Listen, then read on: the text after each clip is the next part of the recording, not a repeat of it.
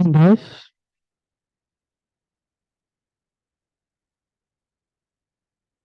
Um, dois.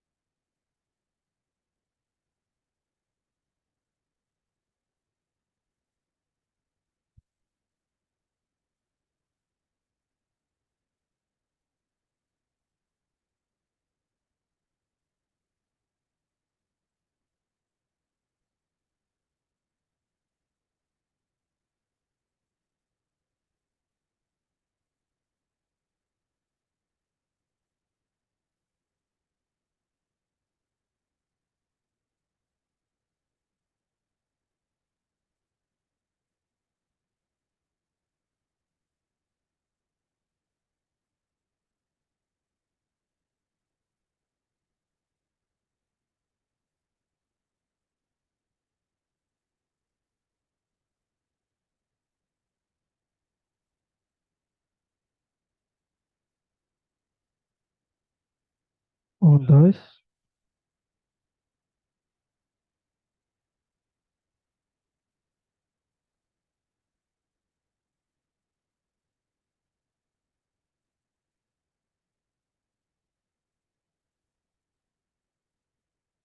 Um, dois.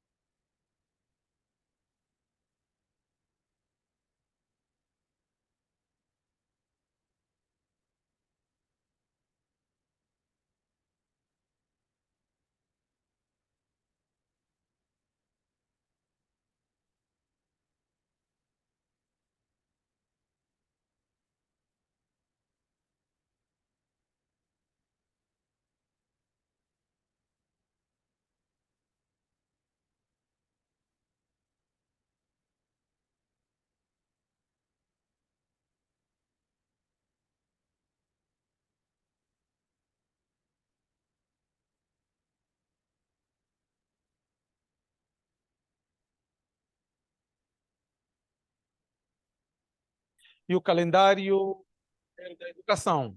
Pronto, aqueles que pertencem ao Ministério da Educação têm o calendário do Ministério da Educação, aqueles que pertencem ao Ministério do Ensino Superior têm o calendário do Ministério do Ensino Superior.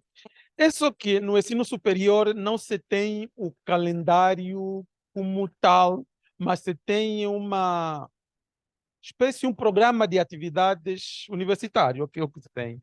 Enquanto no Ministério da Educação, sim, existe o calendário como tal, e com tudo bem definido, e pronto, é um bocadinho mais orientador. Pronto, nós vamos pegar um exemplo do, do plano anual do calendário do Ministério da Educação para nos facilitar e depois vermos como é que a coisa se faz. Então, o que é o plano? O plano é um resumo ordenado das atividades e tópicos necessários a serem trabalhados para se atingir os objetivos do processo educativo. O que quer dizer isto? Todos os anos você tem um objetivo para se atingir no processo de ensino e aprendizagem. Então, a atividade que nós realizamos durante todo o ano tempadamente que nós vamos chamar de o plano. Pronto, a palavra plano vem outra palavra, planeamento, que é o processo de previsão das necessidades e raciocinação ou racionalização do emprego dos meios materiais e de recursos humanos a fim de alcançar objetivos concretos. Mais ou menos aquilo que já temos falado aqui. Por que é importante planificar? Pronto, é importante planificar para prever a atividade, para evitar as variáveis estranhas no processo de ensino. Eu sei que ontem falaram sobre a pesquisa e possivelmente tenhas falado também do que nós chamamos de variáveis estranhas. O que é uma variável estranha? É toda atividade que aparece que não prevemos, quer dizer que aparece no processo sem a nossa previsão. Se nós não planificarmos, também isso acontece. Vai aparecer alguma coisa estranha que automaticamente nos vai impedir para que a nossa atividade não se realize. Então, se nós planificarmos, mesmo se houver alguma atividade estranha, nós podemos encontrar outra maneira para ultrapassar aquela variável estranha. Segundo, é para evitar a rotina e a improvisação. Claro, se não existir um plano, nós improvisamos e muitas das vezes o nosso improviso não leva àquilo que é o crescimento acadêmico dos alunos, porque nós vamos inventar coisas que não estão planificadas e algumas vezes inventamos coisas que não têm muito a ver com aquilo que nós estamos a falar. A planificação é tão importante que até os exemplos e as brincadeiras que nós temos que colocar na sala de aula têm de estar escritos em algum lugar, porque nós temos que fazer comparação aqui entre aquilo que nós vamos falar e aquilo que nós vamos ensinar. Porque se aquilo que nós vamos ensinar não coincidir com os exemplos que vamos aqui colocar, e a pergunta que fica para os estudantes é: o que esse exemplo tem a ver com o que nós estamos a estudar? Então, automaticamente não haverá uma convergência entre aquilo que colocamos como exemplo e aquilo que nós estamos a ensinar como aula. A planificação também é importante porque contribui para a realização dos objetivos visados, aqueles objetivos que nós já falamos, objetivos gerais, objetivos específicos e objetivos operacionais. Também é importante a planificação porque promove a eficiência do ensino, porque o professor prepara e, naturalmente, ao preparar, ele pode ler um bocadinho mais da matéria, pode pesquisar mais, e isto ajuda para que ele também seja um bocadinho mais eficaz nas suas atividades. A planificação também garante maior segurança na direção do ensino para o professor e para os estudantes, claro. O professor, quando prepara, está mais seguro, e quando não prepara, está menos seguro. Naturalmente, isso faz com que, então, o professor se sinta mais à vontade, e tenha mais propriedade ao falar, porque ele teve um tempo suficiente para preparar. Aliás, a planificação também garante economia de tempo e também ajuda a conservar ou a controlar as energias. Quais são as características de um bom plano de ensino? Bom, um bom plano de ensino tem de ser aquele que é elaborado em função das necessidades e das realidades apresentadas pelos estudantes. Esta é a razão pela qual, antes de se planificar uma aula, se deve conhecer os alunos. Por isso que eu dizia nos módulos passados, uma vez eu disse que para que eu planifique, eu ensine bem a aula de geografia, eu tenho de conhecer duas coisas. Eu tenho de conhecer a geografia, mas também tem de conhecer o João que vai aprender a geografia, que tem de conhecer o aluno ou o estudante e tem de conhecer também aquilo que eu vou ensinar. É importante também porque conhecer o aluno e conhecer a matéria vai me ajudar, porque a aula que eu vou realizar também vai depender da idade do estudante. Se eu estiver que preparar aulas para adultos, eu tenho de preparar de uma maneira. Se eu tenho que preparar aulas para criança, também tenho de preparar de outra maneira, porque os exemplos também têm de ser diferenciados. Os exemplos para as crianças não podem ser iguais aos exemplos de adultos.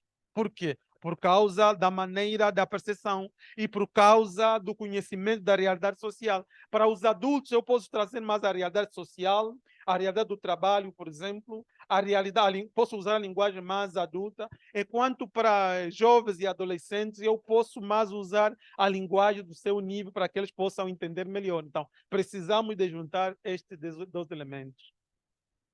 Outra característica de um bom plano é que ele tem de ser flexível, isto é, deve dar margem aos possíveis reajustamentos sem quebrar sua unidade e continuidade.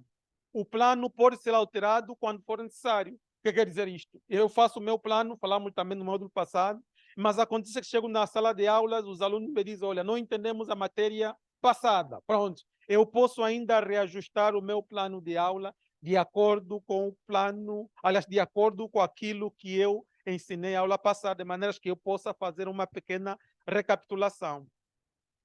Outra característica é ser claro e preciso, isto é, os enunciados devem apresentar indicações bem exatas e sugestões bem concretas para o trabalho a ser realizado. Claro, o plano tem de trazer isso. Isso quer dizer que aquilo que eu coloco no plano tem de ser aquilo que eu entendo muito bem e sei que, colocando no processo de ensino e aprendizagem, os estudantes e os alunos também vão entender. O plano tem de ser elaborado em íntima correlação com os objetivos visados, já falávamos um bocadinho mais atrás. O plano tem de ser elaborado tendo em vista as condições reais e imediatas do local, tempo e recursos disponíveis. Claro, eu quero comparar um bocadinho isto de ser elaborado em vista as condições reais, o local, o tempo e recursos disponíveis. Nós falamos, por exemplo, de métodos de ensino, já falamos desse módulo, e acontece que no lugar onde eu estou, onde vou ensinar, é um lugar muito próximo da sala, muito próximo da rua, e há muito barulho, por exemplo, ou muito próximo do mercado. Então, os métodos que eu vou ter que usar ali têm de ser de acordo com esse meio ambiente. Imaginemos que eu vou preparar uma aula com método expositivo, mas no lugar onde está a sala de aula, um lugar com muito barulho, automaticamente o método expositivo não vai ser eficaz. Por quê? Porque me vão entender pouco por causa da distração que está a acontecer, por causa da distração, por causa do barulho que está fora da sala de aula. Então, eu tendo a usar os métodos mais interativos que podem ajudar a atrair mais a atenção dos estudantes. E também ali eu tendo a olhar na questão do tempo que disponível. Eu tendo a usar mais o tempo, tendo a ocupar mais as pessoas para que as pessoas não fiquem distraídas com aquilo que está a se dizer lá fora. Então, é importante que nós tenhamos em conta estes elementos também para planificarmos. Quais são as principais partes de um plano? Pronto, nós encontramos 3 partes principais do plano, que é a introdução, que é a fase da motivação, temos o desenvolvimento e temos a conclusão. Pronto. No meu plano, a introdução, que é a motivação, tem de colocar alguns elementos importantes, por exemplo, fazer coincidir os objetivos, métodos e conteúdos e exemplos. Quer dizer que os objetivos, os métodos e o conteúdo que eu vou ensinar têm de coincidir com os exemplos. Então, na introdução, este elemento tem de estar muito bem assente. Depois, tem de ter em conta o perfil de entrada dos estudantes. Os estudantes têm 2 características, o que nós chamamos de perfil de entrada, a maneira como os estudantes se apresentam na sala de aula, e o perfil de saída, a maneira como os estudantes vão sair da sala de aula. Então, na minha introdução, tem de ter em conta isto. Como é que os estudantes vão se apresentar na sala de aula? Neste caso, eu preciso saber já o estudante para que eu saiba como é que ele entra.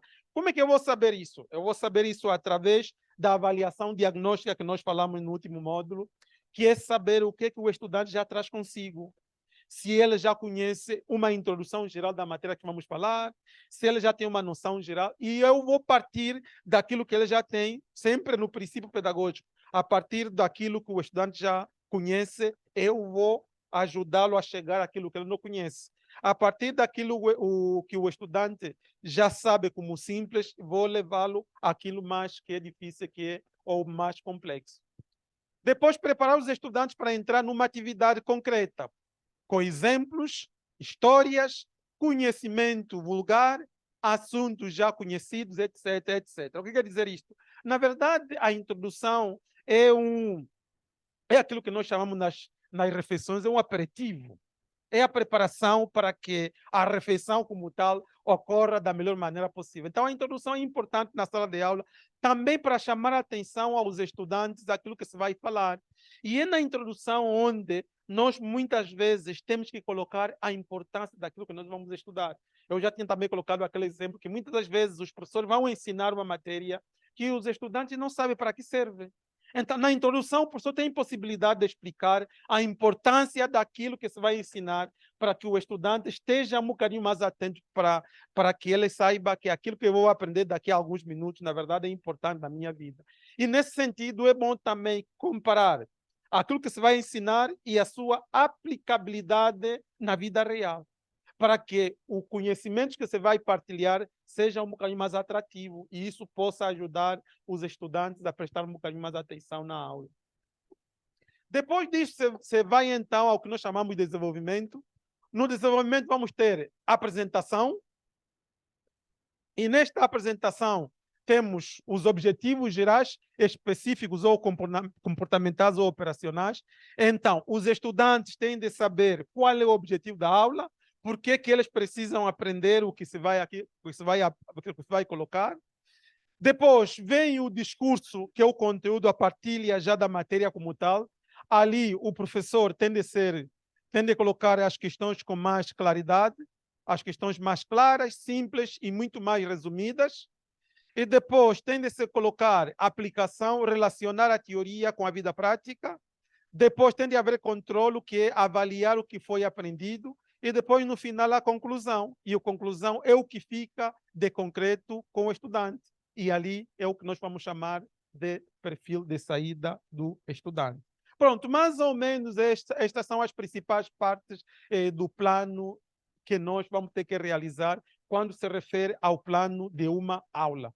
Porém, existem outros planos que nós vamos aprender aqui, que não são plano de aula. O plano de aula é a última fase de um plano, porque o plano de aula é a parte da execução concreta daquele que é o plano ao longo prazo. Eu não sei se tem alguma pergunta até aqui sobre isto, que é essa parte introdutória geral daquilo que nós chamamos de plano de aula. Alguma questão? Se não, avançamos.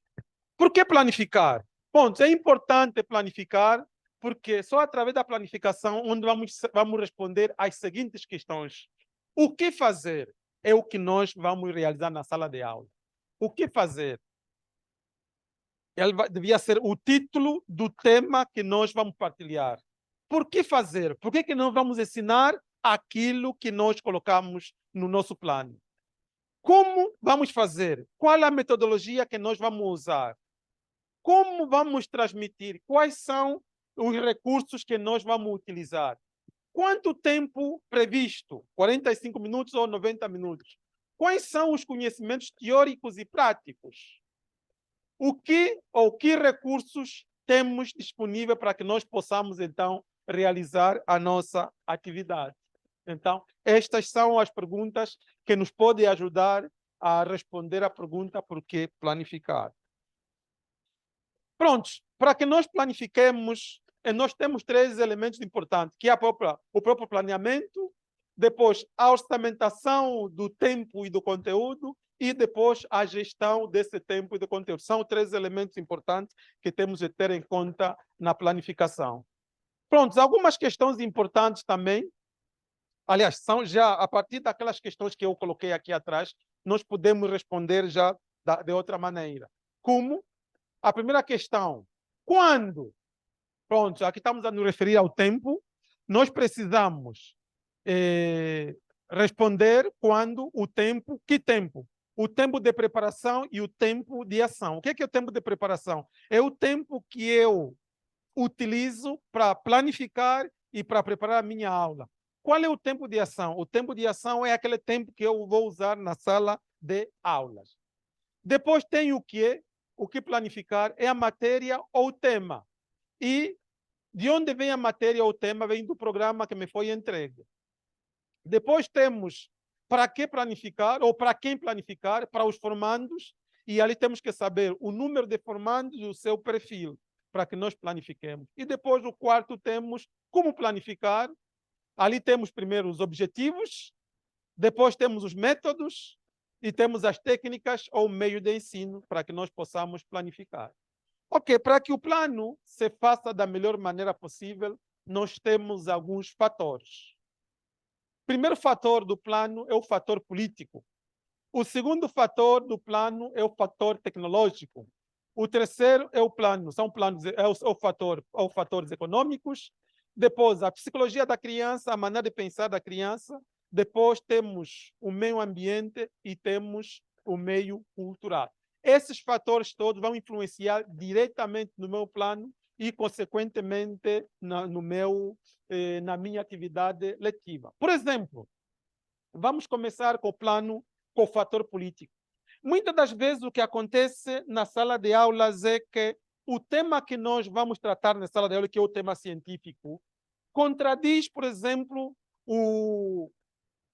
os fatores políticos da sociedade. Isso acontece muito com os professores que dão aulas de direito, com os professores que dão aula de economia e com os professores que dão aula de medicina, por exemplo. Acontece muito. E me refiro e com os professores que dão aula de história. Algumas vezes, o que nós vamos partilhar, ou a matéria que vamos partilhar na sala de aula, vai encontrar os conceitos políticos da nossa sociedade. Então, algumas vezes a crise que aparece, seja para o professor ou para o aluno, quando o professor quer fazer ciência, o que acontece é que aquilo que a ciência aquilo que vocês vão partilhar com uma ciência na sala de aula, vai contradizer aquilo que é o nosso modo de vida na sociedade. Então, o problema que fica é, o professor vai ensinar ou vai contradizer aquilo que é a realidade que nós vivemos? Claro, muitas vezes isso traz algumas perguntas que muitas das vezes os estudantes fazem na sala de aula. Imaginemos que um professor é um político e depois ele vai ensinar sobre o direito e depois o estudante pergunta, mas professor, na realidade, ou ainda o professor é deputado ou ainda é membro do governo em alguma área. E o aluno vai dizer, professor, isso é verdade que estamos a discutir aqui, mas o senhor, quando está na televisão, fala coisa diferente. Então, o que é verdade? Então, isso traz crise nos professores, porque ali está a contradição entre a ciência e a política. Pronto, uma coisa importante que temos que saber é que a política, muitas das vezes, não tem bases científicos. Porque na política o importante é a conveniência e não a verdade como tal. Então, esta é a grande diferença. Enquanto que a ciência é verdade. Na política, nós podemos dizer alguma coisa por causa da conveniência momentânea. E muitas das vezes, o que nós dissemos naquele momento pode contradizer a ciência. Isso me faz lembrar agora a grande discussão das autarquias, não é? Porque a grande discussão foi se pode fazer em todo o país ou se pode fazer só para um grupo. Já se fizeram muitos debates e não chegou até hoje a uma conclusão. Porque a mesma lei era interpretada de maneira diferente. E cada um defendia a mesma lei de acordo com a sua maneira. E muitas das vezes os estudantes fazem pergunta, então qual é a verdade? Se todos aqueles que fazem essa interpretação são acadêmicos, mas cada um está interpretando a sua maneira. Então, aqui temos um problema. Quer dizer, um problema político. Quer dizer, cada um que vai para lá, realmente ele é acadêmico, mas a sua defesa acadêmica tem um cunho político. Ele tem que defender de acordo com a política que ele acredita, embora muitas vezes essa política contradiga a ciência. Então, este é o grande problema. Por isso que um dos grandes conselhos que se coloca é que aquele que é acadêmico não se devia misturar com a política. Os acadêmicos devem ser acadêmicos e os políticos devem ser políticos, porque muitas das vezes as questões políticas contradizem as questões acadêmicas, porque a política é conveniência e nem sempre é ciência. A mesma coisa que acontece com os fatores tecnológicos. Muitas das vezes nós temos que realizar ou temos que executar alguma aula, mas acontece que não temos condições tecnológicas necessárias para que aquela aula se efetive com a maior eficácia possível. Então, algumas vezes isto faz com que a nossa planificação não seja perfeita da melhor maneira possível, porque não temos condições tecnológicas que nos deviam ajudar ou nos deviam possibilitar para que a aula seja mais efetiva. Algumas vezes também acontece com as questões econômicas, porque não temos, imaginemos, numa sala, aliás, numa escola onde nem tem eletricidade, e nós queremos aplicar queremos transmitir algum conhecimento que faz algum conhecimento que, de acordo com o meio ambiente ou de acordo com a escola, não existe questões econômicas para que aquilo que nós queremos partilhar realmente se realize. Então, pronto, isso tudo acontece. Também acontece, da mesma maneira, as questões culturais. As questões culturais muitas vezes são contraditas também pelas questões políticas e pelas questões científicas, porque algumas vezes nós, culturalmente, nós acreditamos em alguma coisa, mas politicamente acreditamos em outra, ou, aliás, cientificamente também acreditamos em outra. Então, muitas das vezes é necessário trazer também esses fatores dentro da sala de aula para que se faça uma boa reflexão. Por exemplo, uma das grandes perguntas que se coloca é se nós temos cultura ou não. Uma pergunta que se coloca: será que nós, os angolanos, temos cultura?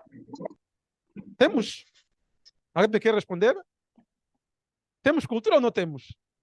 Qual é? Agora já ninguém vai me responder. Qual é? Claro. Porque o que nós temos são culturas. Exato. Nós temos culturas. Porque temos vários grupos étnicos. Cada grupo étnico tem uma cultura, porque tem um conjunto de costumes e tradições. Mas como Angola, como povo angolano, qual é a nossa cultura? Claro, este é o grande problema. Porque nós temos que isso é cultura nossa, quando é um elemento, são elementos que são comuns a todas as culturas.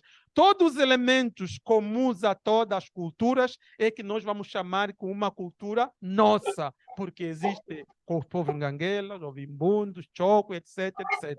Mas o que nós temos é que cada povo tem uma coisa específica e não temos uma coisa comum a todos. Pronto, temos algumas semelhanças.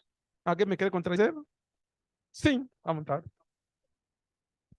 Não, pode, à vontade. Sim, Plácido dos Santos é o meu nome. sim. Eu não quero contradizer o professor. Na verdade, Mas também a é- ciência se pode contradizer sem nenhum dá problema. essa oportunidade, sim, mas Sim. eu quero ajudou-me a refletir um bocadinho mais Sim, sim. sobre essa questão. Uhum. Significa dizer que nós, para além daquilo que são as especificidades das nossas culturas, teríamos algo que identifica o povo angolano. E Perfeitamente. vamos dar aqui um exemplo. Uma coisa que os portugueses não dispensam é o café. É o Quer café. dizer, é cultural. É Aquilo cultural. é. Os portugueses, Não os importa europeus, ser- na sua maioria. Exatamente. Yeah. Quer dizer, é uma linguagem que identifica um povo. Exatamente, é isso que estou aqui a dizer. Ok. Isto é que nós devíamos chamar de nossa cultura como angolanos. Isso quer dizer que chega um europeu, quero saber a cultura angolana. Nós temos alguma coisa que nós podemos dizer, isto é a cultura angolana. O que nós temos são várias culturas de grupos étnicos. Então, nos falta nós lutarmos para que tenhamos esta identidade. Mas há alguma opinião sobre isto? Pronto, isto muitas das vezes também tem sido fator na planificação, especialmente quando nós fizemos discussões na sala de aula das questões científicas.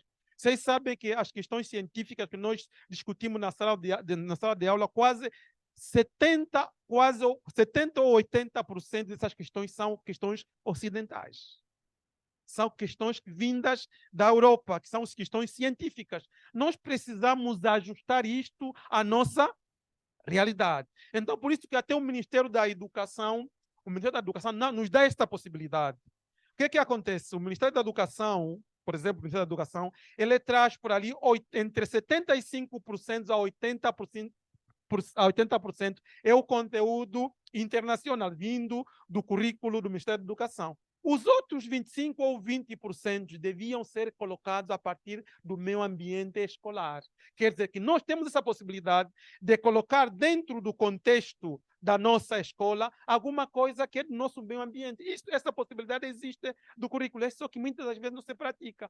Quando nós falamos, por exemplo, das zonas de influência pedagógica, que é a ZIP, que se usa muito em cada escola, tem de pertencer a um conjunto de outras escolas para discutir certas questões. O objetivo da ZIP é nós devíamos chamar é adequar a matéria que nos é entregue para ser ensinada na sala de aula à realidade que esta aula está a ser realizada. A realidade no meio ambiente com as crianças ou com os alunos, a realidade social, a realidade política, a realidade econômica da nossa própria, do nosso próprio país. É isto que acontece. Isto tem de ser feito para que a nossa atividade educativa seja mais significativa. Não haverá diferença de uma aula feita aqui em Angola e outra aula feita na Europa. Não haverá diferença, vai ser tudo igual. Senão não haverá diferença de um aluno que estudou em Angola e um aluno que estudou no Brasil ou em Portugal. Claro, quando o processo de ensino e aprendizagem não se enculturar, quer dizer, não tiver valores próprios da nossa realidade. E este fator é muito importante, porque este fator que vai ajudar para que o estudante realmente entenda a matéria, porque sabe que aquilo que está a se tratar na sala de aula faz parte ou vai fazer parte da sua própria vida. E se não se fizer isso, o processo de ensino e aprendizagem vai parecer simplesmente como conteúdo trazido da Lua e não tem nada a ver com a nossa realidade. E, aliás, muitas das vezes os estudantes perguntam, a minha fizeram muitas perguntas, professor, o que isso tem a ver conosco? E algumas vezes nós nos sentimos mal porque nem sabemos responder a essa pergunta. O que está nos ensinar tem a ver conosco? É verdade. E qual é a resposta? Algumas vezes tem que inventar alguma resposta para satisfazer a pergunta do estudante. Porque, na verdade, existem coisas que muitas vezes aprendemos e não tem nada a ver com a nossa realidade. E nem os estudantes sabem em que momentos vão aplicar isso na sua vida. E, consequentemente, eles aprendem, mas com muita dificuldade e com pouco ânimo. Algum fator mais? Alguém quer comentar sobre um fator? Está claro? Posso avançar? Muito bem. Vamos ver, então, os tipos de planificação, os tipos de plano. Existem 5 tipos de planos. O primeiro tipo de plano é chamado plano anual. O que é o plano anual? O plano anual é o programa anual das atividades a ser realizada com os alunos ou com os estudantes. É o plano anual. Geralmente, cada ministério já traz esse plano anual em uma folha A4 e coloca as atividades que devem ser realizadas durante todo o ano. É o primeiro plano que o professor deve ter em mãos antes de fazer o seu plano de aula. O segundo plano é o plano trimestral, que é um conjunto de atividades a ser realizadas durante o trimestre. No ensino superior, nós vamos chamar isso do plano semestral. No ensino geral, chamamos do plano trimestral, porque o ensino geral funciona em trimestres. No ensino universitário, vamos chamar do plano semestral, porque o ensino superior funciona em semestre. Quando o ensino geral tem 3 trimestres, o ensino superior tem 2 semestres. Depois temos o plano quinzenal, que são as atividades a ser realizadas durante 15 dias. Em cada 15 dias temos uma atividade. E depois temos o plano semanal, que é a atividade que se realiza durante a semana. E, finalmente, nós temos o que nós chamamos do plano diário, que é a atividade a ser realizada durante a aula. Então, são 5 planos diferentes. Cada plano tem um objetivo. O plano anual, o seu objetivo é averiguar as atividades que se vão realizar durante todo o ano. Porém, dentro do plano anual, já está o plano trimestral. Dentro do plano trimestral também está o plano quinzenal. Dentro do plano quinzenal está o plano semestral ou semanal. E dentro do plano semanal também está o plano anual. Aliás, diário. Perdão. Isto funciona desta maneira. Aqui temos o ano letivo. Pronto, me veio na cabeça 2020. O ano letivo 2020, por exemplo. O plano anual está aqui. Aqui temos o plano trimestral. Aqui temos o plano mensal, aqui temos o plano quinzenal, aqui temos o plano semanal e aqui temos o plano diário. Pronto, esta figura me veio porque uma vez eu estava no engarrafamento, eu estava a ver uma senhora que estava a vender este recipiente que se chama malmitas, não é? Se chamam. Esse recipiente que você coloca um recipiente dentro do outro. Pronto, eu vi uma senhora levar só um recipiente e uma outra senhora passou. E depois vi que a senhora, num só recipiente, estava a sair muita coisa. Eu disse, olha, é muito interessante isto, que um recipiente pode carregar outro recipiente. E quando estava a preparar isso, eu disse, olha só, coincide, o que vai acontecer? O que vai acontecer é isto, olha. nós temos o plano anual. Este plano anual tem o trimestral entra dentro do anual, o mensal entra dentro do trimestral, o quinzenal entra dentro do mensal, o semanal entra dentro do semanal e o diário entra dentro do semanal. E, consequentemente, a coisa fica assim. Isto que é o plano anual. Quer dizer isto que quem faz bem o seu plano anual fará bem o seu plano diário. Quem não faz bem o seu plano anual também não fará bem o seu plano diário. Por quê? Porque o plano diário é simplesmente uma imagem daquilo que eu já fiz para o plano anual. O que vai acontecer? O que vai acontecer é, nós que somos os professores, que sabemos que a nossa vida é só dar aulas, se você algum dia perder tempo e fazer bem o seu plano anual, isso te vai já facilitar nas suas atividades daqui para adiante, porque você já vai ter um modelo do seu plano. Então, o que você vai fazer? Anualmente, o que você tem que fazer é ajustar o seu plano à nova realidade. Dizer, não, este ano vou dar aula de quê? Vou dar aula de X ou Y, vou dar aqui lugar, vou dar lugar no lugar A, no lugar B. Então, você vai simplesmente atualizar o seu plano de acordo com o tipo de matéria que você vai partilhar, o tipo de alunos naquele ano e o tipo de escola onde você vai realizar essa atividade, porque o meu ambiente é muito importante. A mesma aula que se pode dar no Samizanga não pode ser igual à mesma aula que vai se dar na Maianga. Ou a mesma aula que se dá aqui em Luanda não pode ser igual à mesma aula que se vai dar no Muxico ou no Cunene, embora seja o mesmo conteúdo. Por quê? Porque o meu ambiente é totalmente diferente e os exemplos que o professor pode trazer tendem a ser muito diferenciados por causa do meio onde a aula vai ser efetivada. Pronto, é o que acontece. Até aqui, alguma pergunta sobre os diferentes tipos de plano? Ok, não há, então vamos continuar. Eu trago aqui um exemplo do plano anual. O plano anual do ensino geral ou do Ministério da Educação é este. Pronto, eu sei que lá para vocês não aparece muito, mas aqui está o calendário escolar nacional do Subsistema de Ensino Geral e Educação para Adultos no ano 2020, por exemplo. O que acontece no plano anual? No plano anual, geralmente vem a atividade, primeiro já vem os semestres, aliás, os trimestres divididos. Nós temos, por exemplo, o primeiro trimestre e ali já se colocam as datas. Ali está a vantagem e o valor do plano anual que cada ministério coloca, porque ele já coloca as datas. Isso quer dizer, quando fizeres o seu plano, e você vai colocar as datas certas, porque são as datas já determinadas pelo Ministério da Educação, e essas datas já não variam. Vão acontecer exatamente tal como elas foram colocadas aqui, exceto se acontecer alguma coisa no país. Se não acontecer nada, você vai cumprir tal como estão aqui. Então, por exemplo, aqui está o plano do primeiro trimestre, aqui está o plano do segundo trimestre, aqui está o plano do terceiro trimestre.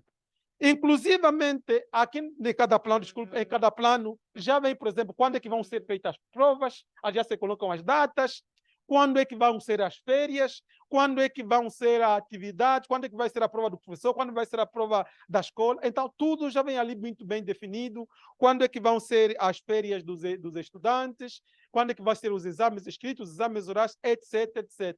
Quais são os feriados que vamos ter durante o ano para que você não planifique a sua aula para um dia que não haverá aula? Então, tudo isto, este plano já traz. E é muito eficaz ter este plano, porque te ajuda a ter um plano perfeito, porque o plano já vem com todas as datas. Eu não sei se vocês já observaram ou já viram este plano aqui. Alguém já viu?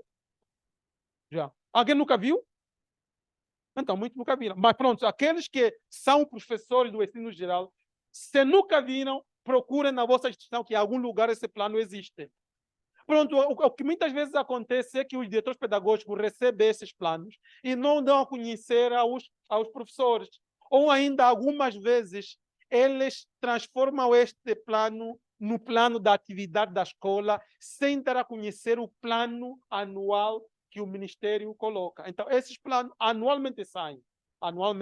Por exemplo, o ano letivo termina sempre em junho, julho, e ali já, a partir de agosto, já sai o plano, ou algumas vezes a partir de maio já sai o plano do outro ano letivo. Então, é sempre bom. Mesmo se a escola não oferecer, algumas vezes também se publica nas páginas do Ministério e este plano sempre estão lá. E é preciso ter sempre este plano, porque é um instrumento importante para a planificação do professor. Depois disto, pronto, o que acontece nos planos anuais é, algumas vezes esse plano nós podemos reduzir esse plano grande em um plano pequeno. Por exemplo, nós temos o plano anual. Neste caso, naquele ano que aconteceu, nós temos os meses de janeiro a dezembro, por exemplo. O período de 1 a 31 de janeiro, por exemplo, naquela altura, não havia aulas. Então, aqui não há número de... Aliás, nesse período não havia aulas e havia um feriado que é dia 1 e havia uma celebração nacional que é dia 15. Em fevereiro, havia aulas de dia 1 a 28 de fevereiro. Então, são 17 dias letivas e havia 3 feriados, 4 de fevereiro, e 24 de fevereiro e 25 de fevereiro, e não havia uma celebração. Em março, as aulas iam de 1 de março a 31 de março. E havia 2 feriados, que é o dia 8 e o 23. E o dia 15 era a celebração. E somente, então, isso lhe facilita muito para o plano, porque vai saber que em cada mês quantos dias eu tenho disponível para a minha aula. Então, você olha, se no mês de fevereiro são 17 dias, então você distribui as suas aulas durante os 17 dias.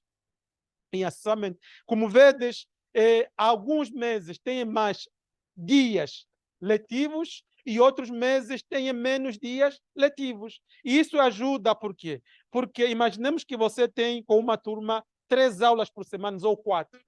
Então, isso quer dizer que se são 3 aulas por semana vezes 4 semanas, vai ser 3 vezes 4, que vai ser 12 dias letivos.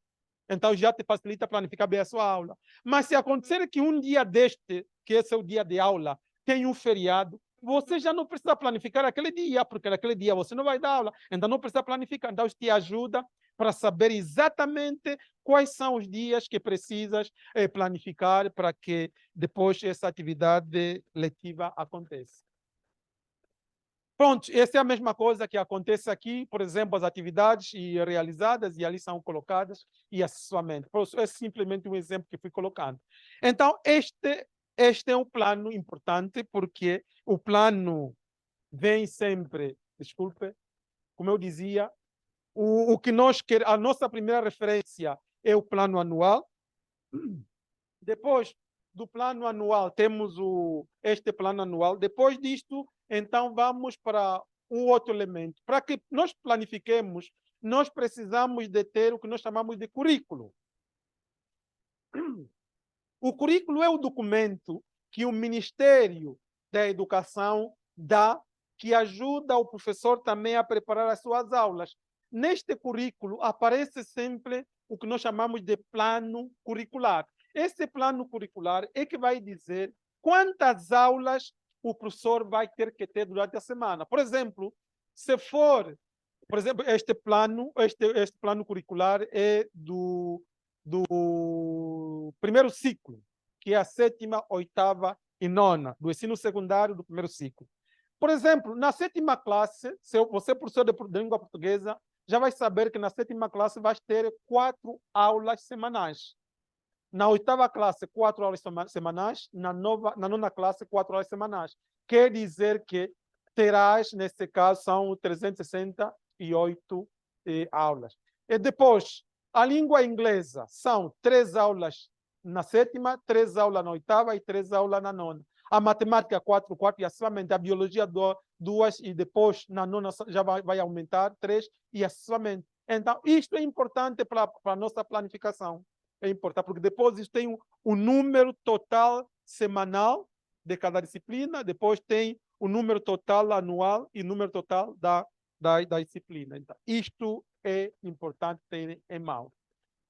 Quais são os documentos necessários para que eu possa fazer um bom plano de aulas? Os documentos necessários que eu preciso de ler são 7 documentos. O primeiro documento é a Lei de Base do Sistema Educativo Angolano. Nós já falamos aqui da Lei de Base do Sistema Educativo Angolano. Por exemplo, a lei que nós estamos a utilizar é a Lei 17/16. Essa lei foi ainda foi remodelado pela Lei 32/20. Nós precisamos saber ou conhecer a lei de base. O segundo documento que nós precisamos é o que nós chamamos do currículo, o plano curricular, aquele que eu falei há bem pouco tempo. Depois, o terceiro documento é o programas vindos do Ministério da Educação. Depois, calendários anuais, livros, participação nas reuniões da ZIP, plano de aula e a própria aula. Tudo isto se resolve, ou tudo isso se coloca, se transforma em documentos. Pronto, como funciona? Funciona isso da seguinte maneira. Uma coisa que eu já mencionei aqui na aula passada, no módulo passado. Primeiro, isso funciona porque nós temos o currículo ideal, que é a lei de bases. Depois temos o currículo formal, que é o programa ou livros que nós vamos consultar. Depois temos o currículo institucionais, que são os planos de aula do professor. Depois temos o currículo experimental, que é o que o professor deve, ou é o que se deve aprender, ou que o aluno vai aprender, ou o professor ensina e o aluno vai aprender. Depois temos o currículo operacional, que é o que se deve ensinar e é o que o aluno deve aprender. É assim que funciona a nossa planificação. Então, a nossa planificação tem de ter em conta isto. Por isso que aquilo que nós planificamos não pode contradizer a lei de base do sistema educativo angolano, porque a lei de base é o que nós chamamos de o documento magno que orienta o ensino em Angola. Então, tudo que nós ensinarmos tem de basear nesta lei e não pode se basear numa outra lei, porque essa é a lei principal. Se você for na sala de aula ensinar uma coisa que contradiz a lei, você pode ir para a cadeia, porque não podemos fazer da aula uma contradição da lei angolana. Então, você pode ir para a cadeia. Por isso que o professor, antes de ir na sala de aula, tem de saber o que a lei diz sobre o processo de ensino e aprendizagem, para que não vá na sala de aula e comece a dizer coisas que vai contra ele e depois ele termina indo para a cadeia. Não é para vos amedrontar, mas é mesmo assim. Então, é isto que acontece, que precisamos saber essas leis. Depois também, claro, a lei de base geralmente é publicada no Dia da República e pronto, ali aparece no Dia da República, é sempre bom ler. E muitas das vezes, se você quiser conhecer uma lei de base, é só ir lá na internet, coloca a lei de base X, automaticamente a lei de base vem e você tem a oportunidade de ler e isto é muito bom para o seu conhecimento. Depois,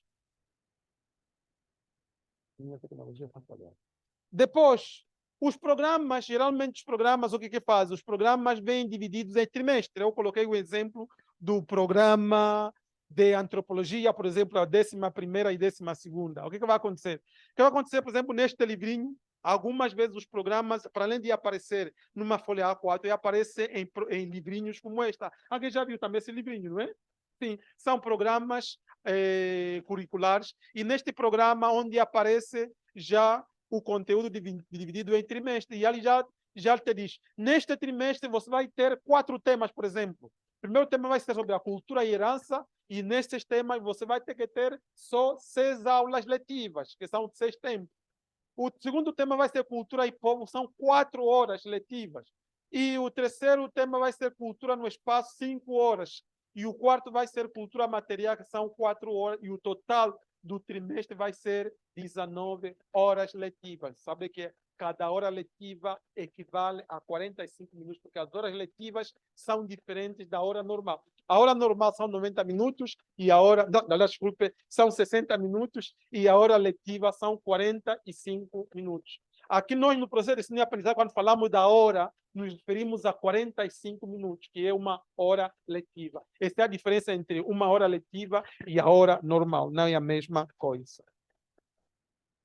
Então, o professor precisa saber isso. Tudo isso é importante para quê? Para que consigas controlar bem as suas aulas, senão o que vai acontecer? O que vai acontecer é que, por exemplo, imaginemos que o primeiro tema só deve ter 6 horas, mas porque você andou a contar muita história na sala de aula, às 6 horas, 4 horas passam, aliás, às 6 horas passam e ainda toda a matéria não foi dada. Então, quer dizer isto? Isso quer dizer que depois você atrasa com a matéria, porque a matéria já está toda programada. Você tem de utilizar só 6 horas. Algumas vezes a crise dos professores tem sido que, durante as 6 horas letivas, o professor não vai ter tempo suficiente para explicar toda a matéria. Por exemplo, se essa matéria for, vamos só regressar, se essa matéria for, são três horas, imaginemos eu estou a dar aulas de física, por exemplo. Física na sétima diz são três horas semanais. Se são 3 horas semanais, isto quer dizer que eu tenho para o tema 6 horas, quer dizer que são 3 horas por semana. Quer dizer que este tema só pode ser dado em 2 semanas, porque cada semana são 3 horas. Então, em 2 semanas eu vou terminar esse tema. Imaginemos que durante 2 semanas eu não termine esse tema. Quer dizer que você tem problema de uma coisa que chama aquilo que nós falamos atrás. O seu problema é este. A minha tecnologia já não está a ser muito eficaz hoje. Deixa-me ver. Ok. Então, isso quer dizer que... Não, estou aqui. A minha tecnologia... Isto quer dizer que eu gosto de ir de frente e atrás, porque a tecnologia facilita para isto.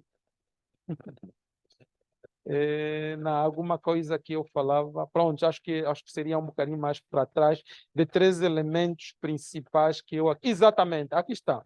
Então, quer dizer que você tem problema com a gestão, porque o tempo regulamentado para si não é suficiente para dar uma matéria designada para aquele tempo.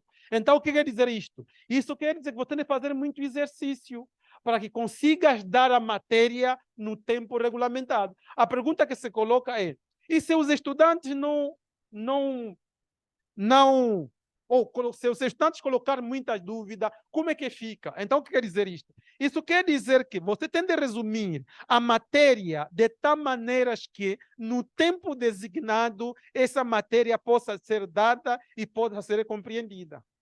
Quer dizer que até o seu tempo de falar tem de ser muito bem controlado para que, nesse tempo que lhe é dado, o aluno você possa explicar bem a matéria, o aluno possa apresentar as dúvidas e o aluno possa entender. Porque se isso não acontecer, então você não serve.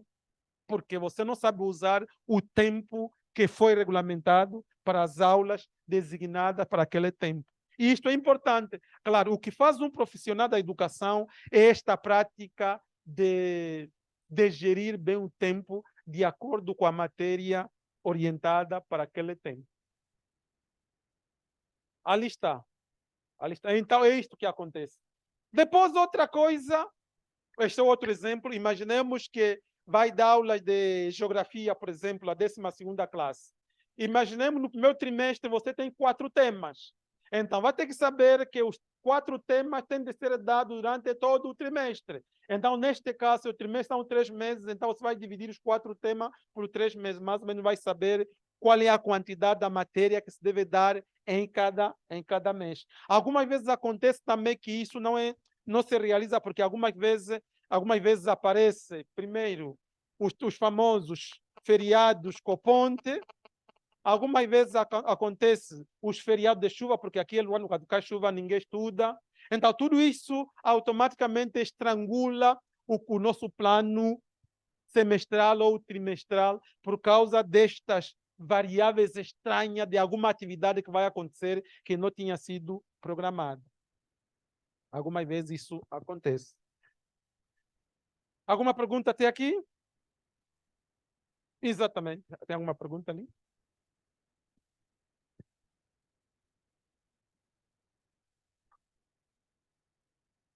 Professora, a Sim. minha... Fábia Nascimento, Fábia Bambi, Fábia. meu nome. Professora, a minha questão é sobre a planificação. Eu sou explicadora de alfabetização e há alguns tempos eu estava trabalhando numa empresa de aulas ao domicílio. Ok. Então, eu era professora de reforços lá.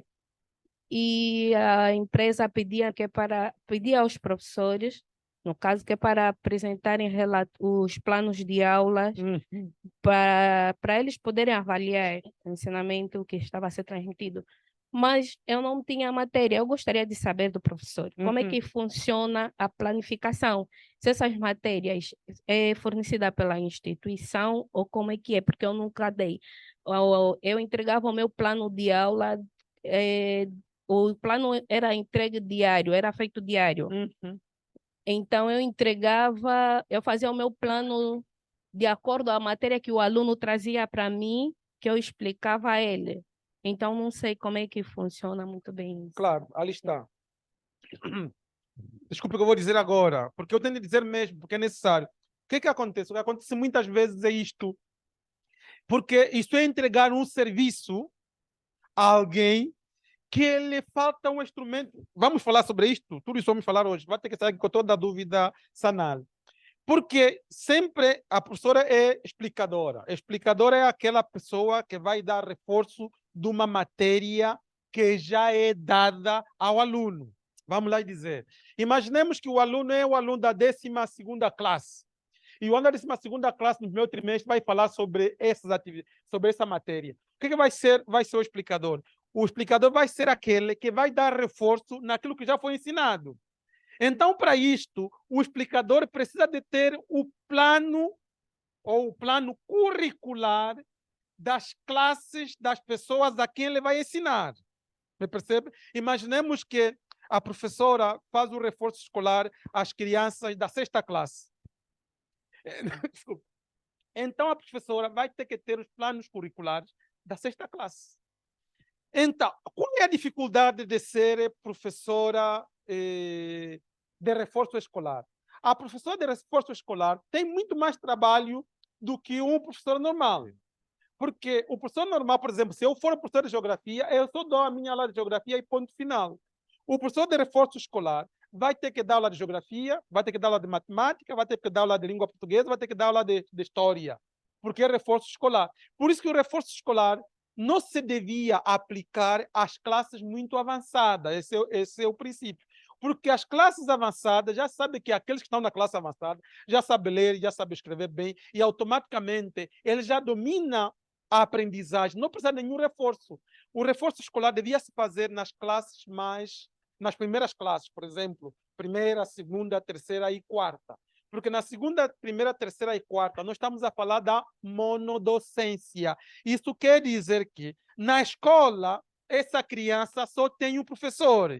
E no reforço escolar também só vai ter um professor. E neste caso, o professor do reforço escolar tende a entrar sempre em contato com o professor da criança. Porque o reforço escolar é a continuidade daquilo que se aprendeu na sala de aula. Algumas vezes o que acontece é o professor do reforço diz uma coisa e o professor normal diz outra coisa. Depois a criança fica em crise. Quem é que fala a verdade? É o professor na sala de aula ou o professor do reforço? Porque entre eles não há diálogo. O que se aconselha, o que eu tenho dito a essas instituições que fazem reforço escolar, muitas das coisas que eu tenho dito nas minhas consultorias, que façam encontros periódicos entre os professores e os explicadores, para que os dois possam dar a mesma matéria e simplesmente eles possam fazer o reforço. Porque também isso acontece com os ATL. Nos ATL, uma das coisas que se faz é o reforço escolar. Acontece que os professores do ATL não têm nada a ver, não têm nenhum contato com os professores normais. Então, depois traz muitos problemas na cabeça das crianças.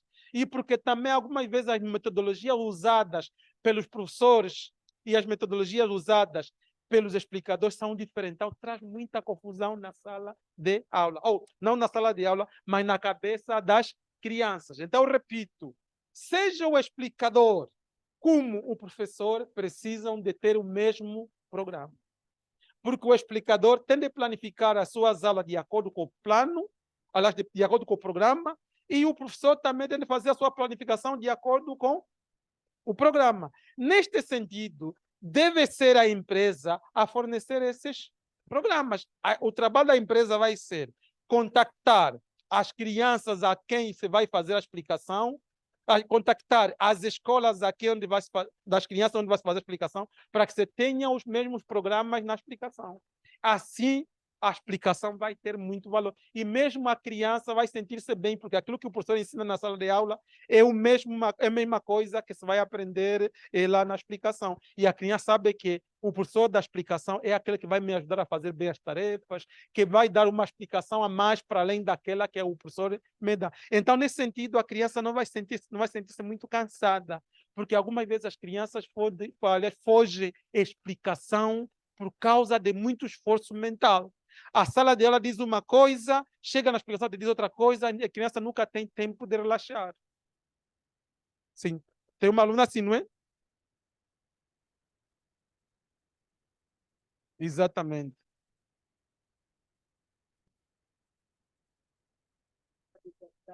De alfabetização. Exatamente. E eu ensino, por exemplo, para ler os sons. Eu digo que ela tem de ler an, e ela vai para a escola, a professora diz que ela tem de ler an. Então fica complicado. Então, e Então como é que fica a criança? Fica com o eu quê? pergunto para a criança. Claro. Então, e se tu tiveres de ler Angola, vais ler Angola? Ela diz, não. Eu digo, então, tu tens de soar bem o som. Então, ela depois começa a fugir na explicação, porque ela vê que eu estou a exigir demais para ela ler os sons, não está conseguindo perceber. Então, começa a fugir, porque... Ou ainda, ela começa a dizer, desculpa que eu vou dizer agora, começa a dizer, entre o meu professor e o explicador, quem é mais importante? É verdade. Sim, porque a verdade deve ser dita. Sim. Não, o mais importante é o meu professor. Então, eu fojo na explicação, vou para o professor. Porque a criança começa a fazer esta comparação. Mas a professora pode ter razão. Então, ali está a importância de ter esse contato com o professor. Sim. Para que você saiba, porque depois a criança é que fica em confusão. Porque vou aprender o quê? O que diz a professora ou o que diz o explicador ou a explicadora? Ela fica confusa. Então, talvez a melhor maneira que ela encontre é fugir. Coitada da criança, não é?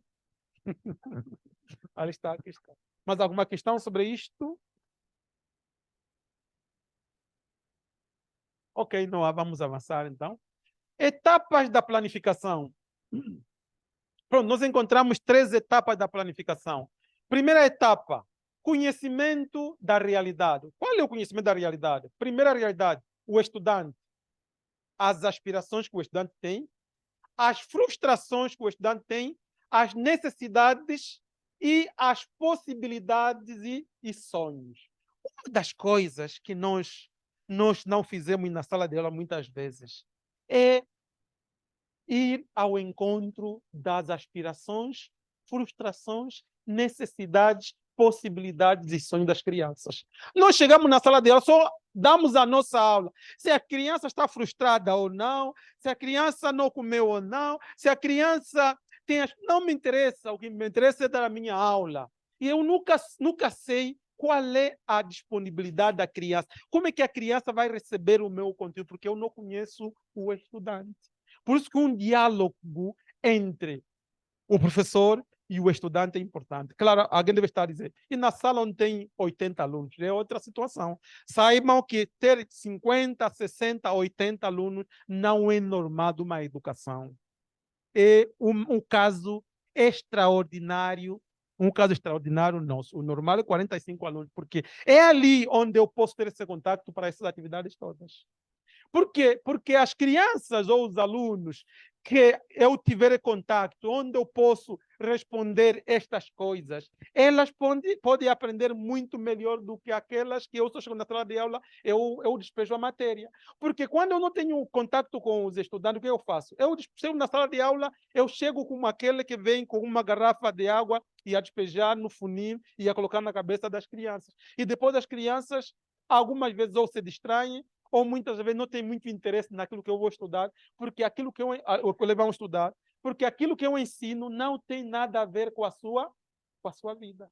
Esta questão. Então, esta é a primeira coisa, conhecimento da realidade na minha aula ou na minha matéria que eu vou ensinar. Segunda coisa, conteúdo científico, teoria e prática. Nós, na sala de aulas, não ensinamos o que nós pensamos, ensinamos o que nos mandam ensinar. E o que nos mandam ensinar é assim, mesmo se eu tenha crença diferente, eu não devo ensinar as crianças a minha crença, porque eu vou ensinar a minha crença na minha igreja, não na sala de aula. Na sala de aula não é para convencer aos estudantes aquilo que eu acredito, mas é para convencer aos estudantes aquilo que a ciência manda. E como é que fica a contradição entre aquilo que acredito e a ciência? Então você vai ter que escolher. Vai ter que escolher entre acreditar na ciência e acreditar naquilo que você... Ou entre ensinar a ciência ou então acreditar naquilo que você acredita. Aliás, a sala de aula não é para ensinar aquilo que você acredita. Mesmo se a ciência contradiga aquilo que você acredita, na sala de aula você tem de ensinar a ciência, porque essa é a nossa missão. Porque nós somos representantes legais do governo e o governo nos manda ensinar a ciência. Claro, é isso que deve ser feito. E essa ciência deve ser ensinada tanto na vertente teórica como na vertente prática, quando for possível. Depois, o método. O método tem que ser aqueles que são eficientes para o processo de ensino e aprendizagem. Como é que vou saber se é um método eficiente? Vou compará-lo com a matéria que vou ensinar. Cada matéria também tem o seu método que eu vou escolher. Nem todas as matérias dão para... Aliás, nem todos os métodos dão para todas as matérias.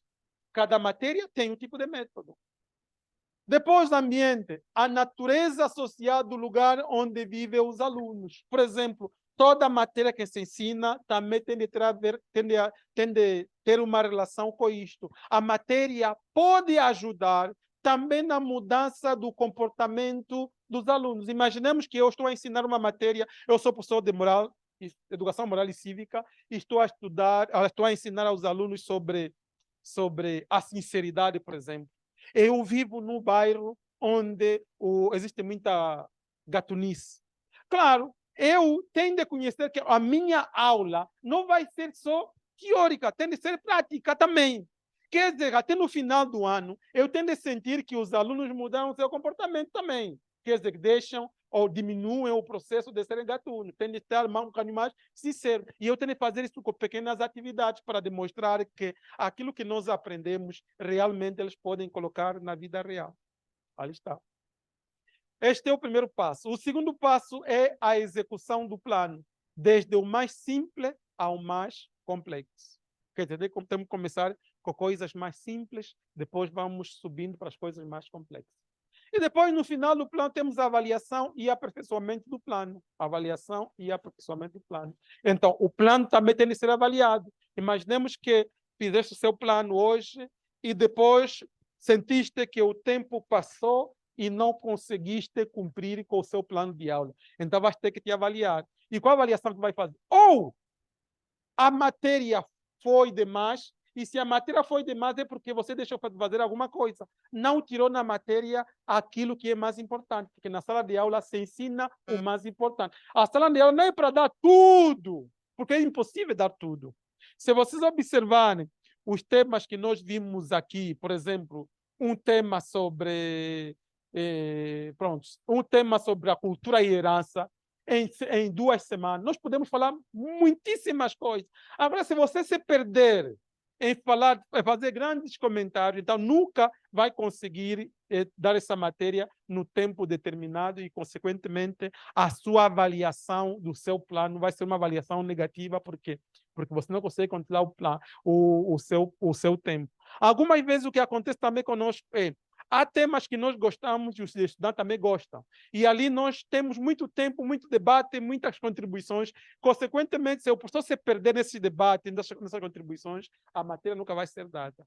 E algumas vezes os estudantes insistem em falar muito. Então, você tem de encontrar métodos próprios também para ajudar, para que os estudantes falem. Por exemplo, se for tema que os estudantes podem falar muito, ali o método vai ter que mudar.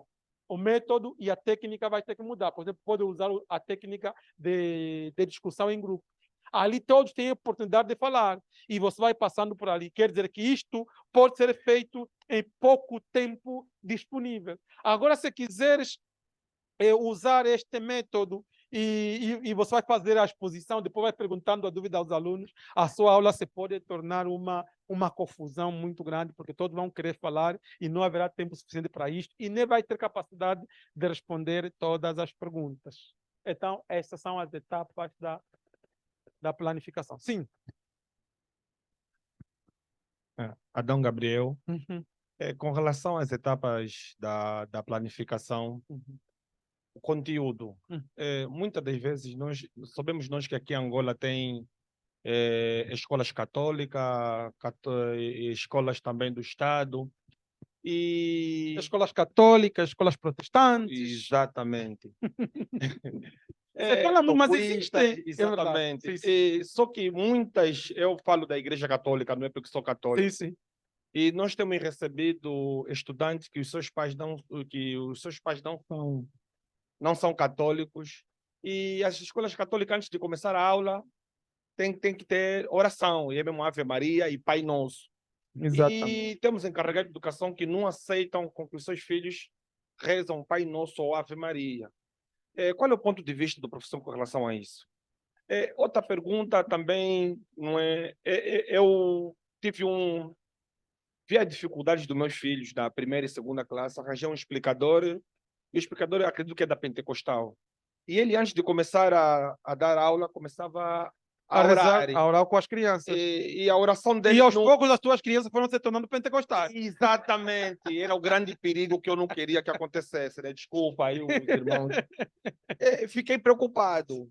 E uma das vezes o meu filho, por alguma situação, pancou-se e a perna inflamou. Uhum, E o professor disse, pá, o teu pai tem que ver bem isso, uhum. porque isso aqui não é normal. Essa perna está se inflamada, o teu pai tem que andar. Epa. A empregada também que estava lá ao lado da Engomar, também deu o seu subsídio. E o subsídio também foi igual e semelhante a que o professor deu. Eu, quando chego em casa às 18 horas, o filho está chorando, papai, vou morrer. Não, quer dizer, eu tive que ter uma conversa muito séria com o professor, Uhum. tive que ter uma conversa muito séria, mas o professor parece que insistiu nessa prática e infelizmente tive que lhe despedir. Uhum. Tive que despedir ele porque eu, quando levei o filho ao hospital, foi uma coisa simples, um curativo e a perna sarou, É sem verdade. problema nenhum. Então, com relação a esse tipo de professor, esse tipo de explicador, qual é o parecer do nosso professor aqui presente?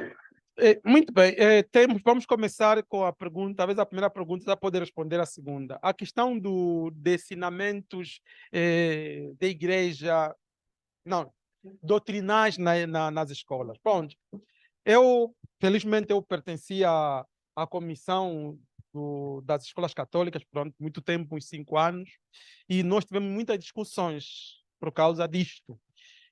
O que se diz que o nosso sistema educativo é laico.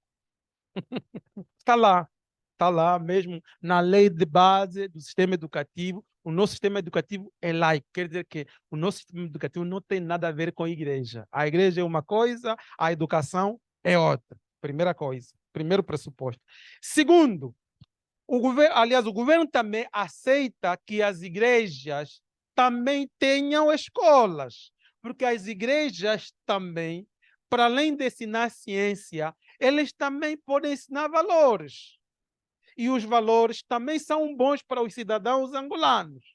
Esses são os valores de cada igreja vão de acordo com as suas doutrinas, de acordo com as suas crenças. Isto pode ferir um bocadinho a sensibilidade da laicidade da educação em Angola. O que acontece? O governo aceita dar liberdade que cada igreja faça a sua educação usando o currículo de Angola, que é laico, e se quiser pode acrescer alguma cultura ou alguma matéria que é própria da sua igreja. Isso o governo admite, porque está dentro daquela percentagem dos currículos que pode ser decidido pela escola. Dito isto, cada escola faz isso. Ponto. Eu estou na minha escola católica, eu exijo que as crianças tenham de rezar. Isso acontece com as escolas católicas, isso acontece com as escolas metodistas, acontece com as escolas que todas as escolas, e até inclusive existem disciplinas. Por exemplo, nós na Igreja Católica, nós temos disciplinas católicas. Você vai na Igreja Católica, na Universidade Católica, vai aprender doutrina social da Igreja, cristianismo e desenvolvimento, introdução à Bíblia. Claro, agora, você que se vai matricular, é que vai ter que dizer, pá, eu matriculo-me na Igreja Católica e vou ter que aprender isso necessariamente. Na universidade eu estudei também, quando fiz a licenciatura e o mestrado, tivemos uma disciplina, acho que era a doutrina social da igreja, e a melhor aluna era muçulmana. E foi premiada porque teve a melhor nota nessa disciplina durante todo o seu percurso. Mas não acreditava nada naquilo que ele estava aprendendo. Está a ver? É para dizer, uma coisa é o conhecimento que me é transmitido, outra coisa é eu acreditar naquilo que eu estão a me ensinar, e porque aquilo é religioso. Então, repito que as instituições têm a liberdade de fazer isso. E os pais é que vão ter que escolher. Pronto, eu quero colocar os meus filhos na escola católica, pronto. Meu filho vai ter que aprender as coisas da Igreja Católica. Mas eu vou ter também que ter em casa alguns momentos para dizer, meu filho não é para ir na Igreja Católica. Se você não quer que levar. Mas mesmo para as outras igrejas é a mesma coisa, porque a função também, vou dizer uma verdade, a função também do ensino das igrejas não é só a ciência, mas também as igrejas levam a evangelização, para dizer, por exemplo, você católico leva o seu filho para a igreja quimbanguista. Se depois de 4 anos o seu filho se torna quimbanguista, aquela igreja fica muito contente, porque conseguiu convencer, porque a igreja não só ensina, mas também a igreja evangeliza. E no processo de evangelização é que ele se converta. Então, por isso que o pai tem que ter muito cuidado. Se não quiser que seu filho se converta para aquela igreja, a primeira coisa que deve fazer é não ir naquela escola daquela igreja, porque a criança pode ser convertida. E para a escola, é porque a escola teve sucesso na sua formação, porque a criança se converteu. E mesmo para a escola católica, depois de 4, 5 anos, a criança que era não sei de que igreja, e depois eu também quero aprender catequese agora, quer dizer que os ensinamentos foram muito bem incutidos e foram muito bem assimilados. Isso para a escola é uma vitória. Então, pronto, para terminar. Agora, no caso do explicador, claro, ali já é diferente. No caso do explicador já é diferente.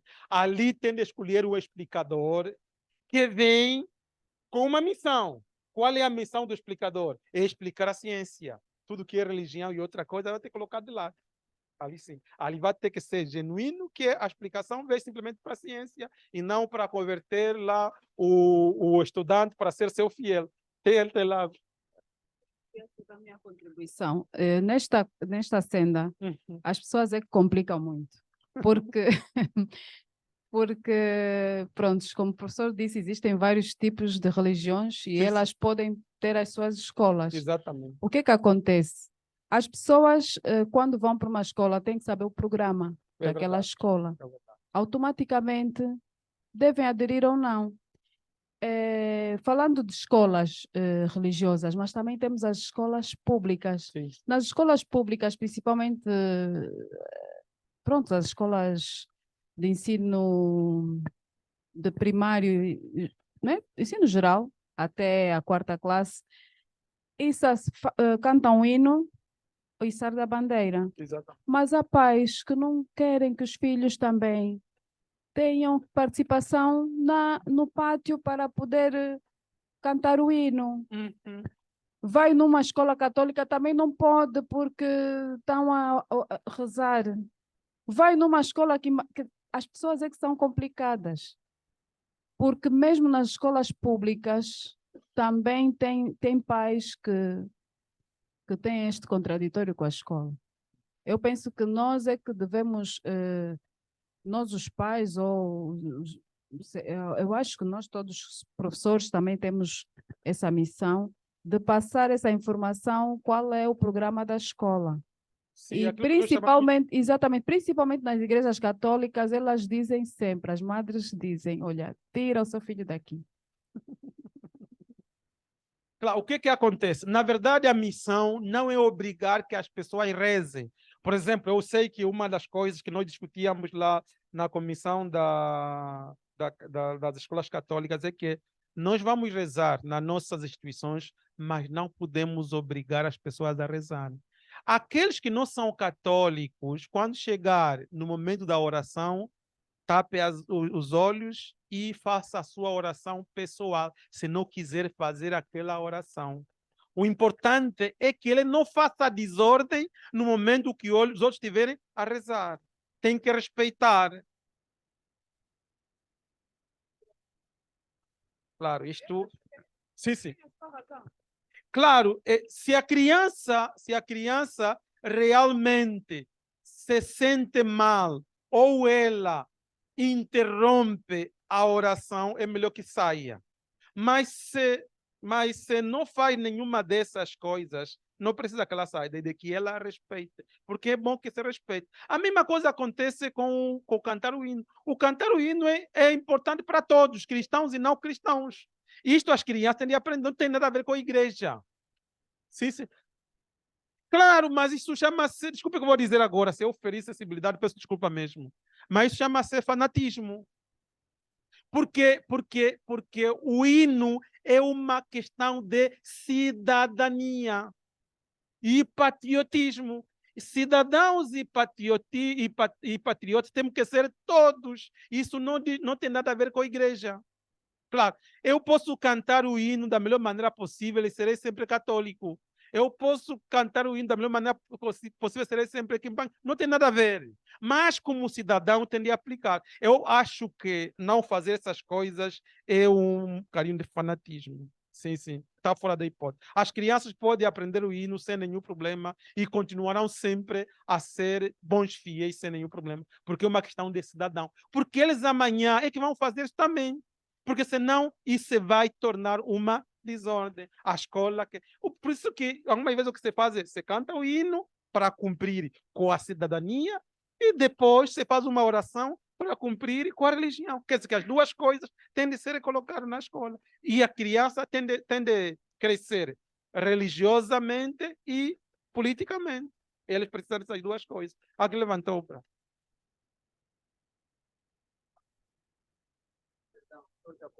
Sim, sim. É a primeira vez que eu tenho aula presencial. Eu acho que, para além de ser fanatismo, é também hipocrisia. Porque essas próprias crianças, elas cantam diversos hinos seculares que até ofendem muitas das vezes. Exatamente. Por exemplo, muitas músicas do vulgo Kuduro, né? Sim, Ou do mundo, como se chama, elas cantam. Canta, é E verdade. por que o hino nacional não canta? Então, muita É coisa verdade. precisa Sim, ser sim, dita. é uma outra vez. Se eles cantam até músicas ofensivas, porque não podem cantar o hino? Mas o hino é obrigatório, o respeito aos símbolos nacionais é mesmo obrigatório para todos, porque é cidadania. Sim. Microfone aqui.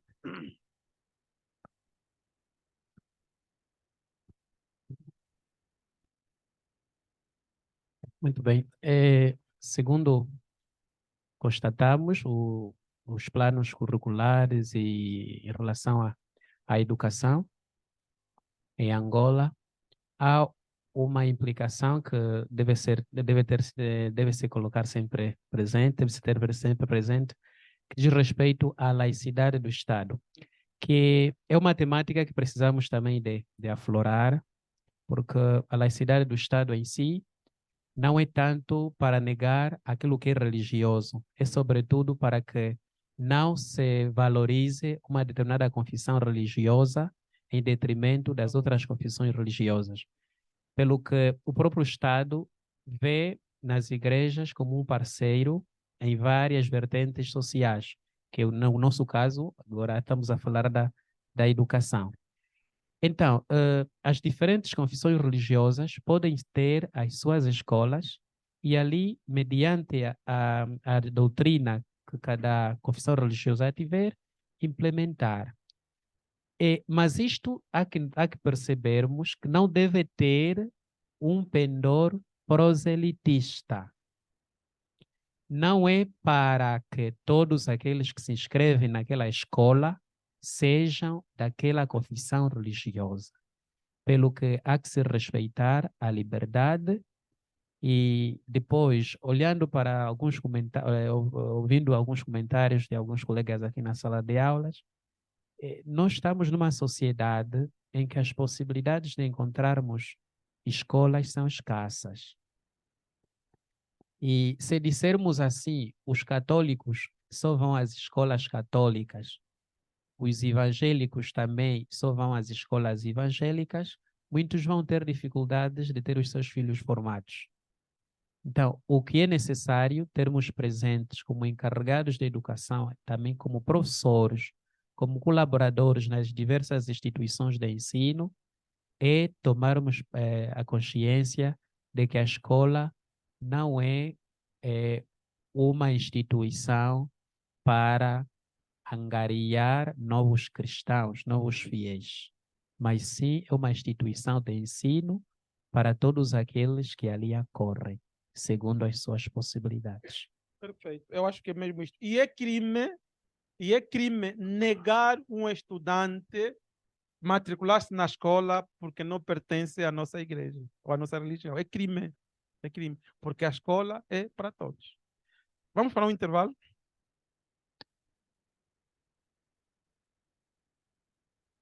Pronto. De plano para a igreja.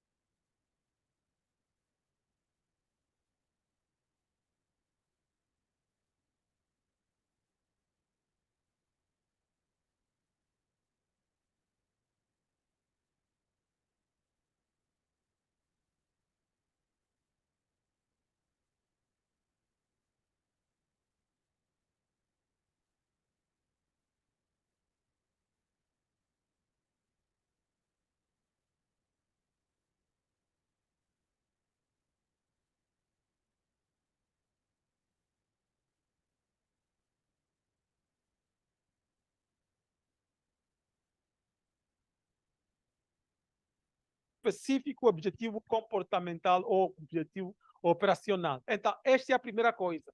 No plano da aula, tem de dizer o objetivo geral dessa aula é isso. Lembre-se que o objetivo geral é para ser alcançado ao longo prazo. O objetivo específico é para ser alcançado ao curto prazo. E o objetivo comportamental é o que o aluno já se transforma, é o que o aluno faz, aliás, é a transformação do conteúdo em comportamento. Então, essa é a primeira coisa que se deve declarar. Por quê? Porque os objetivos são os caminhos que se devem seguir para que o processo de ensino e aprendizagem aconteça. Também nós temos que dizer, os objetivos, o aluno tem de saber. Uma das coisas que o professor tem de fazer, opa, vamos falar sobre as províncias de Angola. Qual é o nosso objetivo?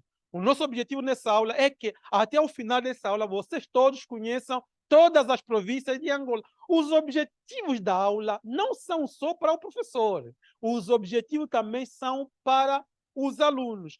Por que os objetivos também são os alunos? São para os alunos. Porque os objetivos depois é que têm de ser avaliados.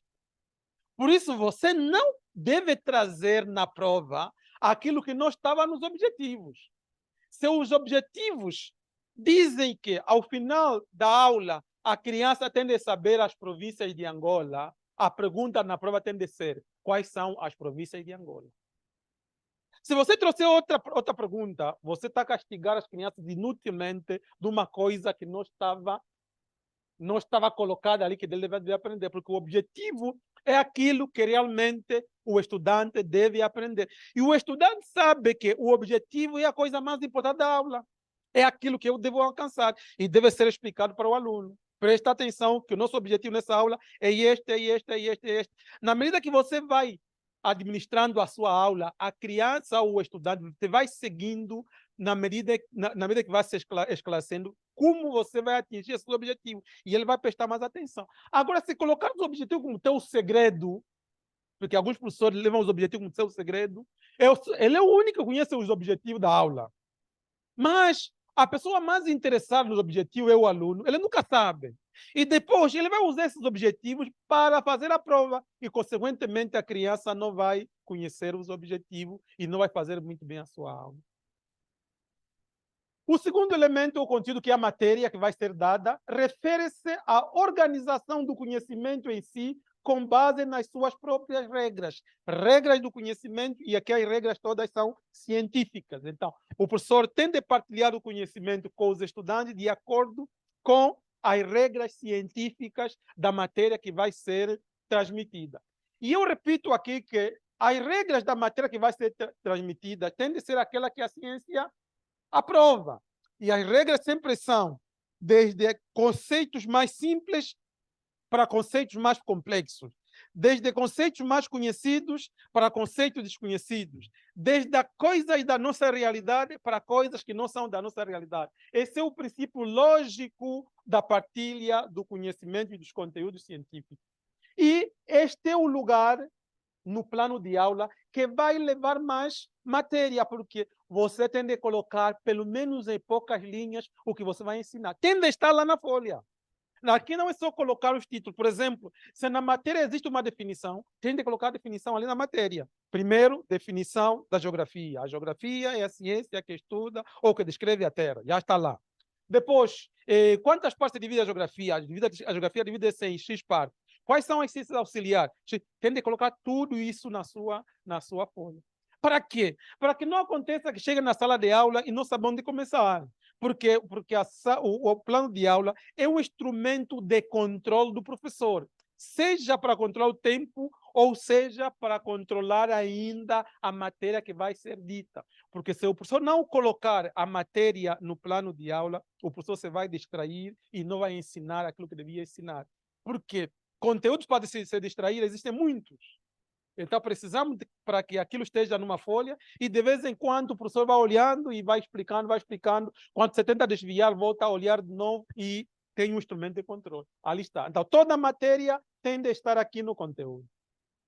Terceiro, procedimento de ensino. São ações, processos ou comportamentos planeados pelo professor para colocar o estudante em contato direto com o conhecimento, fato ou fenômeno. Quer dizer, quando nós falamos de procedimento de ensino, na verdade, estamos a falar de atividades. Que atividades? Porque também existem alguns planos que você tem que colocar atividade. O que quer dizer isto? Enquanto eu estiver a explicar a matéria, que atividade vai realizar a criança? Porque na sala de aula, todos têm de estar em atividade. O professor tem de estar em atividade, o estudante também tem de estar em atividade. No plano de aula tem que colocar.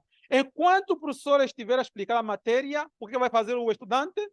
Vai escrever, ou vai prestar atenção, ou vai fazer anotações. Enquanto o estudante estiver a perguntar, o que vai fazer o professor? Vai responder às perguntas do estudante, porque o processo de ensino-aprendizagem é uma interação contínua entre o professor e o estudante. Depois vem a quarta parte, que são técnicas ou métodos de ensino. Aqui são maneiras particulares de provocar a atividade dos estudantes no processo de aprendizagem. Através de técnicas, já sabe, eu coloquei aqui ou porque dentro do método vamos encontrar as técnicas. Então, são meios ou caminhos que nós vamos usar para que o aluno chegue melhor ao entendimento da matéria. Então, eu vou usar esses métodos, aquelas técnicas, e até posso trazer também aqui instrumentos, por causa do meio de ensino, que ajudam para que o conteúdo seja muito bem entendido. Então, são as técnicas ou métodos de ensino.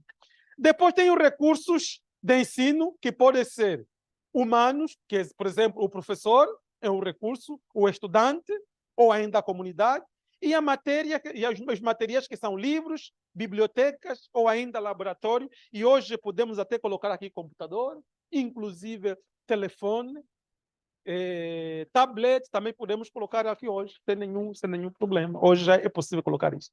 Depois, no final, que é o último componente da planificação, é a avaliação, que é o processo pelo qual se determina o grau e a quantidade de resultados alcançados em relação aos objetivos. Então, é a última etapa, que é a avaliação, que pode ser uma avaliação contínua, que o professor faz a pergunta ali mesmo no meio da aula, ou ainda uma avaliação que pode ser feita para casa, o famoso TPC, trabalho para casa. Então, vai ser a última atividade que eu coloco no meu plano de aula. Pronto, são esses componentes. São muitos, mas cada componente desempenha uma função muito grande. Pronto, isso tudo é teoria. Vamos depois chegar um bocadinho mais à prática. Mais em frente, vamos ver a praticidade de toda esta confusão que vocês veem aqui. Talvez na prática vai ser um bocadinho mais simples.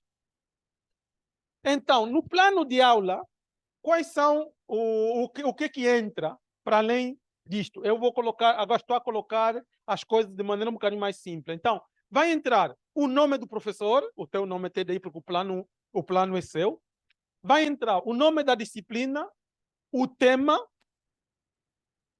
ou ainda assunto, a duração da aula, o perfil de entrada dos estudantes, o perfil de saída dos estudantes, os objetivos gerais e específicos, os conteúdos, os métodos, os recursos de ensino e avaliação. Estes são que nós falamos bem pouco tempo, falamos antes. Então, estes são todos os elementos que devem ser contidos dentro do plano de aula.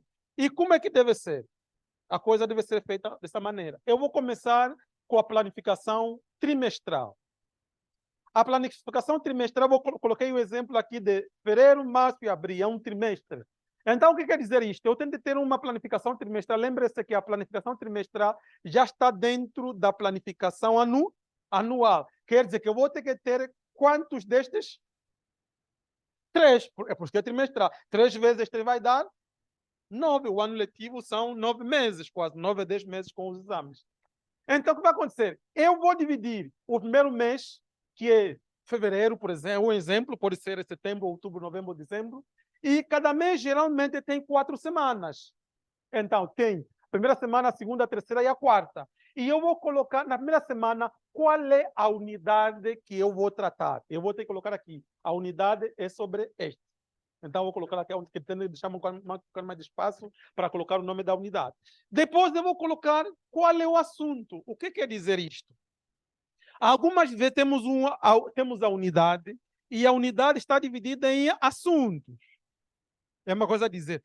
A unidade vai ser o título geral e os assuntos vão ser os subtítulos. o subtítulo, que é a maneira detalhada da unidade. Então, o que vai acontecer? Aqui eu vou colocar a unidade em geral e aqui vão ser os assuntos. Algumas vezes o que vai acontecer é a mesma unidade, eu posso tratá-lo durante um mês. Então, o que vai acontecer? O que eu vou colocar aqui vai ser a mesma coisa. Se a mesma unidade leva um mês, eu coloco a mesma unidade aqui, mas aqui vou colocando os assuntos diferentes de acordo com as semanas que eu tenho disponível.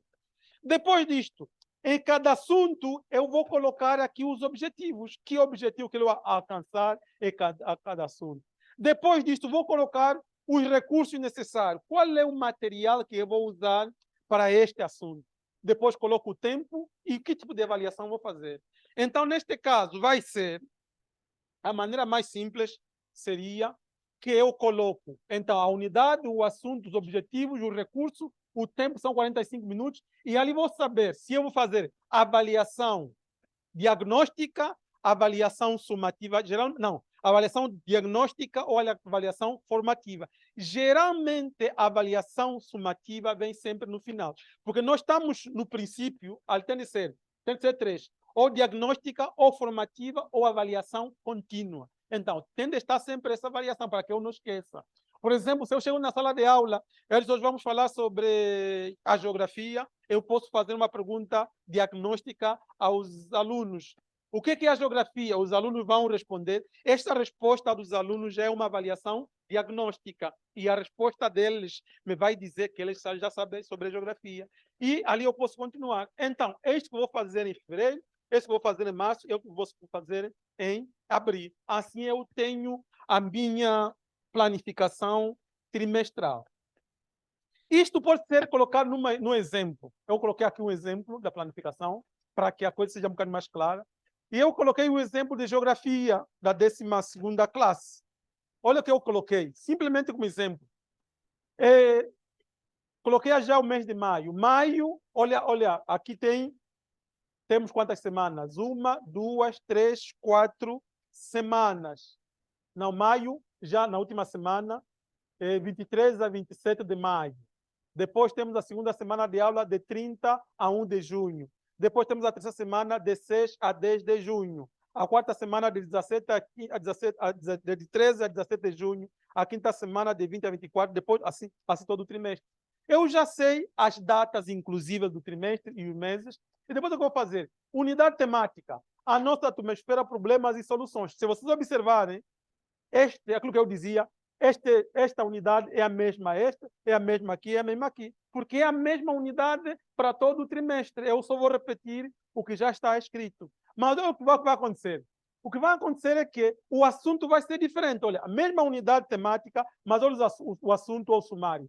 Estrutura vertical da atmosfera, sua composição, radiação solar e terrestre, depois sua influência no clima. Tá vendo? Todos os assuntos vão ser diferentes, mas as unidades temáticas vão ser iguais.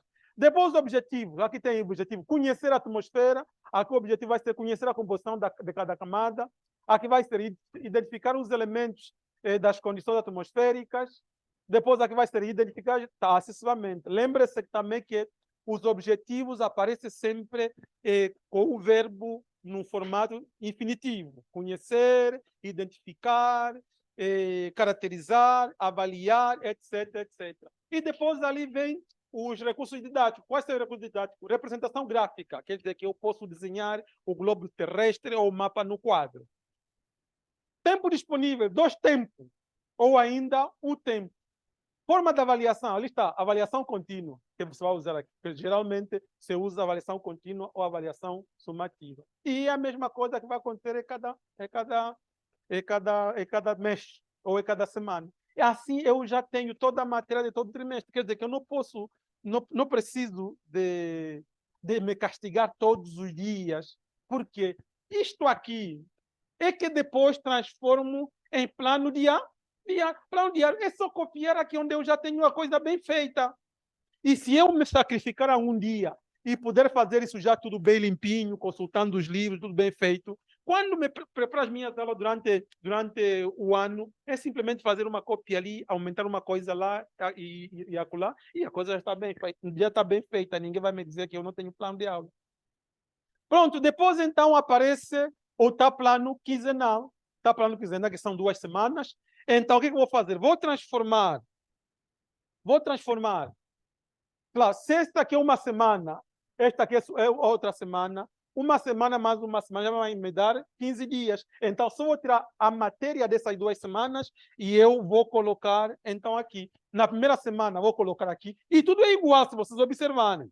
Está de novo o tema, subtema, objetivos, métodos, acessivamente. Tá. É a mesma coisa colocada no plano trimestral que eu vou colocar no plano quinzenal. E na segunda semana também coloco, a única coisa que eu mudo são as datas, porque o mês é igual. E mesmo se o mês for diferente, é só mudar ali. Depois disso, então, eu vou para o plano da aula. Claro, o plano de aula é mais complexo. O plano de aula geralmente tem esta estrutura. Pronto, a estrutura do plano de aula pode variar de acordo com cada escola. Cada escola pode inventar o seu plano de aula, mas esses planos de aulas que as escolas inventam não diferem muito deste. Só uma ou outra característica é diferente. O que vai acontecer? Os elementos principais do plano de aula estão aqui e estão colocados dessa maneira. Olha, nome da escola é o primeiro título, está lá, tem escola, não sei o que lá. Nome do professor, disciplina, unidade temática, o assunto, ano letivo, objetivos. Depois tem tipo de aula, se é uma aula nova, se é uma aula de revisão ou se é uma aula de avaliação. Duração,